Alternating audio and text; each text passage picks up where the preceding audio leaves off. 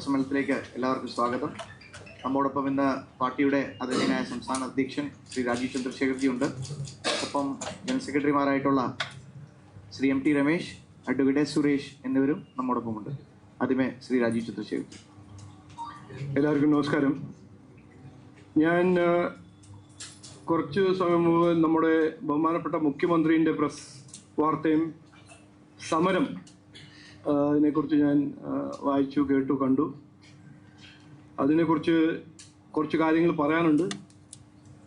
അതുകൊണ്ടാണ് ഈ press conference ഞങ്ങൾ വിളിച്ചത്. ആദ്യമായി നമ്മളെല്ലാവരും കൃത്യമായി മനസ്സിലാക്കേണ്ടത് 10 കൊല്ലം ഭരിച്ചതാണ് നമ്മുടെ ബഹുമാനപ്പെട്ട മുഖ്യമന്ത്രി പിണറായി വിജയൻ്റെ സർക്കാർ. ഈ എലക്ഷൻ്റെ കുറച്ച് ദിവസം മുമ്പ് ഒരു സർക്കാർ 10 കൊല്ലം ജനങ്ങൾ അവസരം തന്ന് ഭരിച്ച സർക്കാർ എന്താണ് ചെയ്യേണ്ടത്?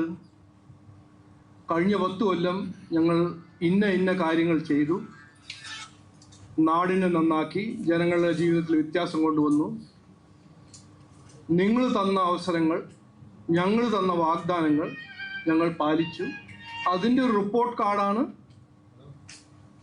ചെയ്യേണ്ടത്. ഇതാണ് ഒരു മര്യാദ. ഒരു ജനാധിപത്യ സംവിധാനത്തിൽ ജനങ്ങൾ അവസരം കൊടുത്ത് വിശ്വസിച്ച് ഒരു അവസരം തരുമ്പോൾ 10 കൊല്ലം കഴിഞ്ഞിട്ട് ഒരു മുഖ്യമന്ത്രി ചെയ്യേണ്ടത് എന്താണ്? ഇതാണ് ചെയ്യേണ്ടത്. പക്ഷേ ഈ CPM സർക്കാരിൻ്റെ ഒരു രാഷ്ട്രീയ തന്ത്രം എന്ന് പറഞ്ഞാൽ ജനങ്ങളെ ശ്രദ്ധ തിരിക്കാനും ജനങ്ങളുടെ സാമാന്യ ബുദ്ധി ചാലഞ്ച് ചെയ്യുന്ന ഓരോരോ കാര്യങ്ങൾ പറഞ്ഞ് അവർ ചെയ്യേണ്ട അവരുടെ കടമ ഇന്ന് ശ്രദ്ധ തിരിക്കാൻ അവരൊരു പണ്ടുകാലത്തിൻ്റെ ഒരു ശ്രമമാണ് ഇന്നും അദ്ദേഹം ചെയ്യാൻ ശ്രമിക്കുന്നു. ഇന്നത്തെ പ്രസ് വാർത്തയിൽ മുഖ്യമന്ത്രി പറയുന്നത് എന്താണ്? അതൊരു അഡ്മിഷനാണ്. ഞങ്ങൾക്ക് ഒന്നും ചെയ്യാൻ കഴിഞ്ഞില്ല. അതിൻ്റെ കാരണം സെൻട്രൽ ഗവൺമെൻറ് ഞങ്ങൾക്ക് കാശ് തന്നില്ല. ഇതാണ് അദ്ദേഹം പറയുന്ന ഒരു സമ്മറി. 10 കൊല്ലം ഭരിച്ചു. 10 കൊല്ലത്തിൽ ഇത് ഒരു ഇഷ്യൂ ആയിരുന്നില്ല. പക്ഷേ ലോക്കൽ ബോഡി ഇലക്ഷൻ്റെ പരാജയം കഴിഞ്ഞിട്ടും ഇനി അസംബ്ലി ഇലക്ഷൻ വരുന്ന മുമ്പ് ഇതൊരു പെട്ടെന്നൊരു ഇഷ്യൂ. ഇതിൻ്റെ സത്യം എന്താണെന്ന് ഞങ്ങൾ മുമ്പോട്ട് തെളിവ് വയ്ക്കാൻ ആഗ്രഹിക്കുന്നു. അതിൻ്റെ ഒപ്പം ഞാൻ 4 ദിവസം മുമ്പ് ഞങ്ങളുടെ ക്യാമ്പയിനെ കുറിച്ച്, ഞങ്ങളുടെ ക്യാമ്പയിൻ്റെ 3 തീം, വികസിത കേരളം, സുരക്ഷിത കേരളം, വിശ്വാസ സംരക്ഷണം എന്ന് പറഞ്ഞപ്പോൾ ഞാൻ അന്ന് പറഞ്ഞ ഒരു ഇൻവിറ്റേഷൻ ഇന്ന് ഞാൻ ബഹുമാനപ്പെട്ട മുഖ്യമന്ത്രിക്ക് നൽകുന്നു. എന്താണ്? ഇതിനെക്കുറിച്ചെല്ലാം ചർച്ച ചെയ്യാൻ ഞങ്ങൾ തയ്യാറാണ്. ഇനി 90 ദിവസമുണ്ട്. വെറുതെ എന്തെങ്കിലും പറഞ്ഞ് നുണകൊട്ടാരം ഉണ്ടാക്കി ഓടിപ്പോവല്ല. ഇക്കോണമിനെ കുറിച്ച് ചർച്ച ചെയ്യാൻ ഞങ്ങൾ തയ്യാറാണ്. മാധ്യമ സുഹൃത്തോട് ഞാൻ അഭ്യർത്ഥിക്കുന്നു, നിങ്ങൾ ഇതിനെക്കുറിച്ച് അദ്ദേഹത്തോട് ചോദിക്കുക. ഒരു ഡിബേറ്റ് നടപ്പിലാക്കാൻ ഞങ്ങൾ തയ്യാറാണ്. ഒന്ന്. രണ്ടാമത്തെ, എന്താണ് സത്യം? CPM-ഉം കോൺഗ്രസും ഭരിക്കുന്ന UPA സർക്കാർ, ഇത് CPM-ന്റെ പിന്തുണയോണ്ട് ഭരിച്ച കോൺഗ്രസ് സർക്കാരായിരുന്നു UPA 2004 മുതൽ 14 വരെ. അവർ കേരളത്തിന് കൊടുത്ത കാശാണ് 72,000 കോടി. ഇതാണ് ഫാക്ട്.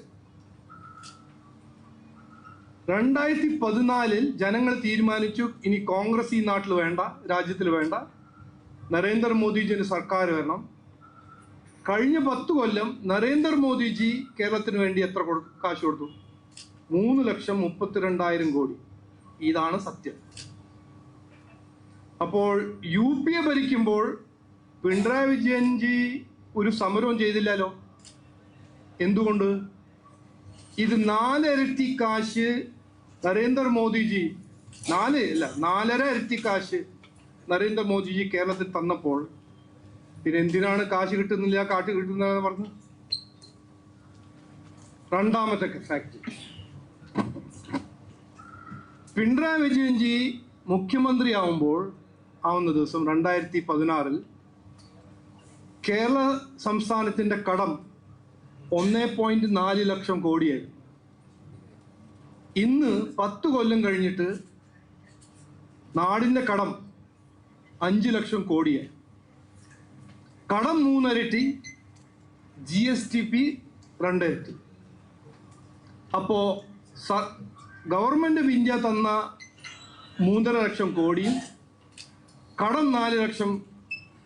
കഴിഞ്ഞ 10 കൊല്ലം പിണറായി വിജയൻജിൻ്റെ സർക്കാരിന് കിട്ടിയ കാശ് 7 ലക്ഷം കോടിയാണ്. 10 കൊല്ലം 7 ലക്ഷം കോടി.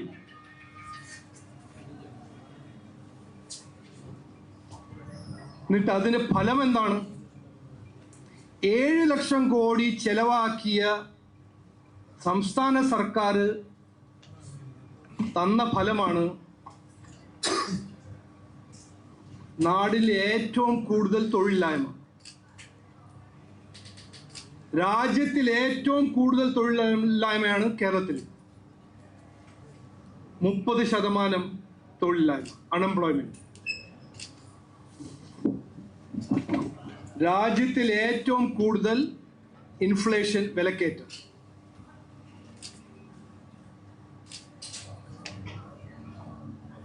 അപ്പോൾ 7 ലക്ഷം കോടി ചെലവാക്കി. അതും 7 ലക്ഷം കോടി എന്ന് പറഞ്ഞാൽ ഗവൺമെന്റ് റെസീറ്റ് അത് ഞാൻ ചേർത്തിട്ടില്ല. ഗവൺമെന്റ് റെസീറ്റ് ചേർത്താൽ അത് 10 ലക്ഷം കോടി. 10 കൊല്ലത്തിൽ 10 ലക്ഷത്തിന് കൂടുതൽ കോടി ചെലവാക്കിയ സർക്കാരാണ് ബഹുമാനപ്പെട്ട മുഖ്യമന്ത്രിയുടെ സർക്കാർ. എന്നിട്ട് ഇന്ന് പറയുന്നു 12,000 കോടി കിട്ടിയിട്ടില്ല, ഈ 4 കാശ് കിട്ടിയിട്ടില്ല. അതിനും ഒരു ഉത്തരവുണ്ട്. 16,000 കോടി സെൻട്രൽ ഗവൺമെന്റിന്റെ സ്കീം നടപ്പിലാക്കാൻ സ്റ്റേറ്റ് ഗവൺമെന്റ് ചവിട്ടി വെച്ചിരിക്കുക. Kerala lost over 16,000 crores due to non implementation of central schemes. ഇതൊരു ഫാക്റ്റാണ്, CAG പറഞ്ഞ കാര്യമാണ്. അപ്പോൾ 10 ലക്ഷം കോടി ചെലവാക്കി ജനങ്ങൾക്ക് കൊടുത്തത് എന്താണ്?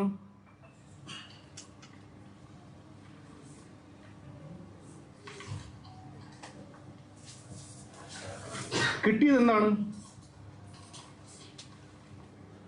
ഇന്നും 54 ലക്ഷം വീട്ടിൽ കുടിവെള്ളമില്ല. 6,000 കോടി കോൺട്രാക്ടേഴ്സിന് കൊടുക്കാൻ ഇന്നും സർക്കാരിനടുത്ത് കാശില്ല. 5.5 ലക്ഷം ജനങ്ങൾക്ക് വീടില്ല. 45,000 പേര് ഇന്നും കോളനിയിൽ ജീവിക്കുന്നു. അങ്ങനെ എത്രയോ കാര്യങ്ങൾ പറയാനുണ്ട്. അപ്പോൾ നമ്മുടെ ബഹുമാനപ്പെട്ട മുഖ്യമന്ത്രി ജനങ്ങളുടെ ശ്രദ്ധ തിരിക്കാൻ ഈ നുണയിൻ്റെ കൊട്ടാരം സൃഷ്ടിക്കുമ്പോൾ അദ്ദേഹത്തോട് പറയാൻ ആഗ്രഹിക്കുന്നത് ഞാൻ ഒരു കാര്യം മാത്രം.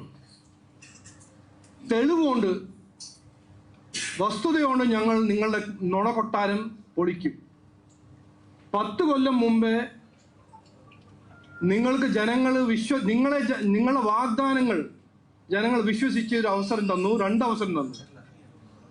ഇനി ദയവ് ചെയ്ത് കേരള ജനങ്ങളുടെ സാമാന്യ ബുദ്ധി നിങ്ങൾ ചാലഞ്ച് ചെയ്യരുത്, ചോദിക്കരുത്. അവരെ വിഡ്ഢിയാക്കുന്ന നിങ്ങളുടെ ശ്രമം നിർത്തണം. ഇതിനെ കുറിച്ച് ചർച്ച ചെയ്യാൻ ഞങ്ങൾ തയ്യാറാണ്. ഞങ്ങൾ ഇതിനെക്കുറിച്ച് 6 മാസം മുമ്പ് പറഞ്ഞ കാര്യമാണ്.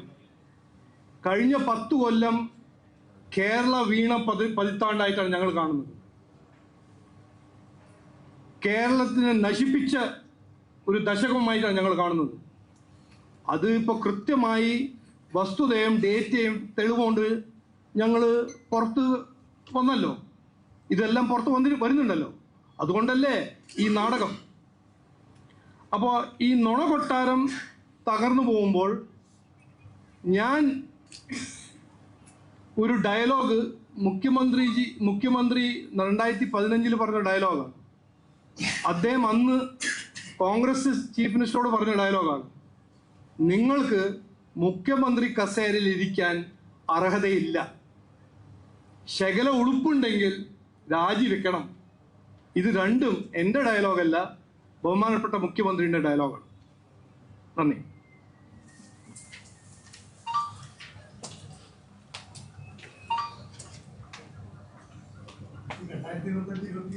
സാമ്പത്തിക വർഷം ഏകദേശം 73,000 കോടി രൂപയാണ് കേന്ദ്രീകൃതമായി നമുക്ക് കിട്ടേണ്ടത്.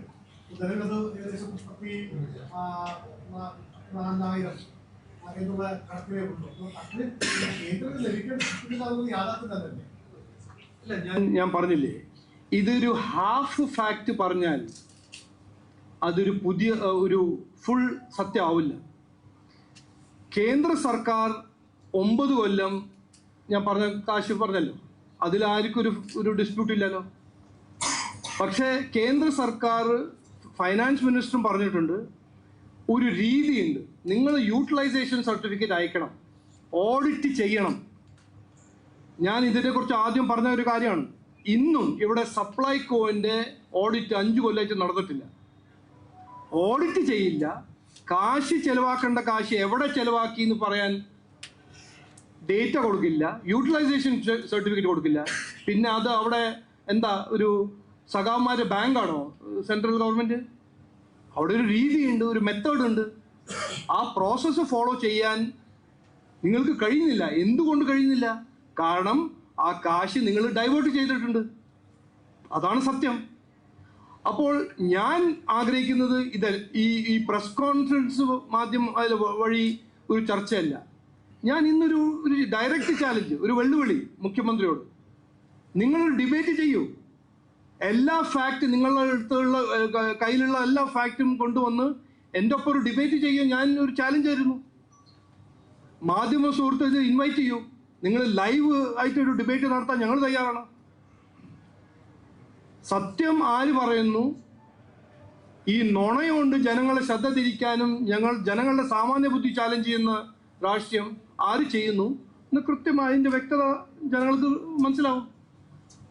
അപ്പോൾ ഇത് ഒരു പകുതി ഫാക്ട് കൊണ്ട് ഒരു നറേറ്റീവ് സൃഷ്ടിക്കാൻ ശ്രമിക്കരുത് എന്നാണ് ബഹുമാനപ്പെട്ട മുഖ്യമന്ത്രിയോട് ഞാൻ പറയാൻ ആഗ്രഹിക്കുന്നത്.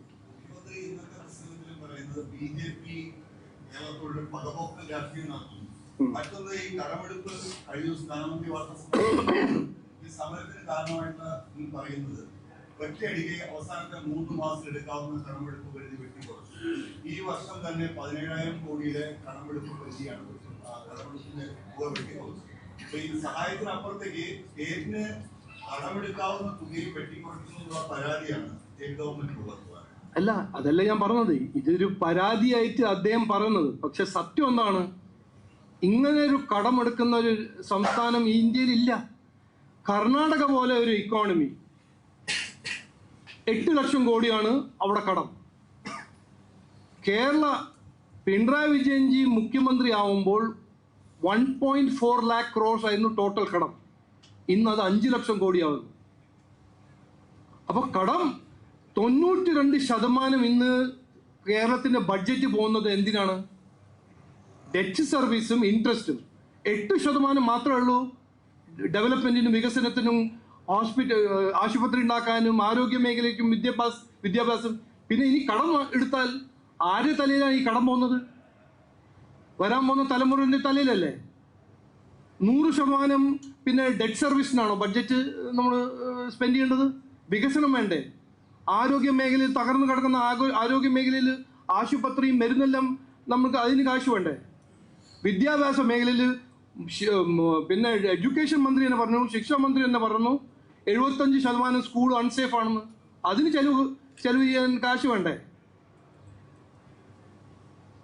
അപ്പോൾ 3 ഇരട്ടി കടം വാങ്ങുമ്പോൾ ഇനിയും കടം വാങ്ങണമെന്ന് ആഗ്രഹിക്കുന്ന ഒരു മുഖ്യമന്ത്രിയാണ്. ഞാൻ പറഞ്ഞ പോലെ ഇത് കഴിവില്ലായ്മേന്റെ ഒരു ലിമിറ്റാണ്, ഇൻകോമ്പറ്റൻസിന്റെ ഒരു ഹൈ ലിമിറ്റാണ്. ഇത് പറയാൻ എനിക്ക് ഒരു മടിയില്ല. 92% ആണ് ഇന്ന് സർക്കാർ സ്പെൻഡ് ചെയ്യുന്നത് ഫിക്സ്ഡ് എക്സ്പെൻസസ്. 8% മാത്രമാണ് ഡെവലപ്മെന്റിന് വേണ്ടി. ക്യാപിറ്റൽ എക്സ്പെൻഡിച്ചർ 95% ഈ നാട്ടിന്റെ വികസനത്തിന്റെ അടിസ്ഥാന സൗകര്യങ്ങളെല്ലാം ചെയ്യുന്നത് സെൻട്രൽ ഗവൺമെന്റ് ആണ്. ആ മാറ്റം കൊണ്ടുവരണ്ടേ? അതിനെക്കുറിച്ച് ചർച്ച നടക്കണ്ടേ? അടുത്ത 90 ദിവസം ഞങ്ങൾ ആഗ്രഹിക്കുന്നത് ഇതിനെക്കുറിച്ചൊരു ചർച്ച, ഒരു ഓപ്പൺ ചർച്ച. ഞങ്ങൾ ശരിയായിട്ട് പറഞ്ഞില്ലെങ്കിൽ അത് കൃത്യമായി ജനങ്ങൾ തീരുമാനിക്കട്ടെ. പക്ഷെ ഒരു ചർച്ച നടക്കണം. ഇത് പുതിയ തലമുറയും വരാൻ പോകുന്ന കുട്ടികളെ ബാധിക്കുന്ന ഒരു വലിയൊരു കാര്യമാണ്. നമ്മളുടെ ഇക്കോണമി എങ്ങോട്ട് പോകുന്നു? 10 കൊല്ലം ഭരിച്ച CPM എവിടുന്ന് തുടങ്ങി എവിടെ കൊണ്ടുവച്ചു നമ്മളെ ഇക്കോണമിന്? അത് ഒരു ചർച്ച നടക്കണം എന്നാണ് ഞങ്ങളുടെ ഒരു ആഗ്രഹം. ശരി, ഓക്കെ, താങ്ക് യു.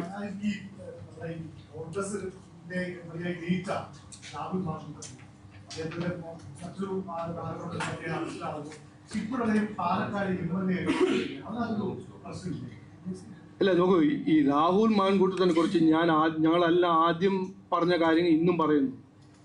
ഇത് CPM-ഉം കോൺഗ്രസിന്റെ ഒരു അന്ധധാരയാണ്.